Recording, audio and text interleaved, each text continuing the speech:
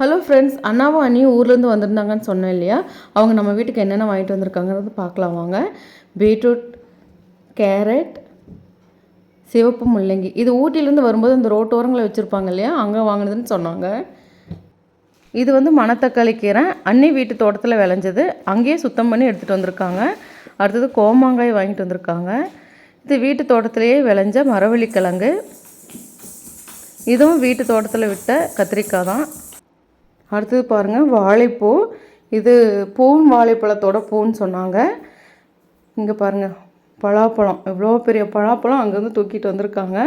இது அண்ணியோட அக்கா வீட்டில் பலாப்பழம் மரத்தில் விட்ட பலாப்பழம்னு சொன்னாங்க. ரொம்ப நல்லாவே டேஸ்ட்டாக இருக்குன்னு சொன்னாங்க. அடுத்து விதைக்கிறதுக்காக கீரை விதை, பாவக்காய் விதை, மொச்சை வரை, காந்தாரி மிளகாய் விதை, கத்திரிக்காய் விதைன்னு ஏகப்பட்டது எடுத்துகிட்டு வந்திருக்காங்க.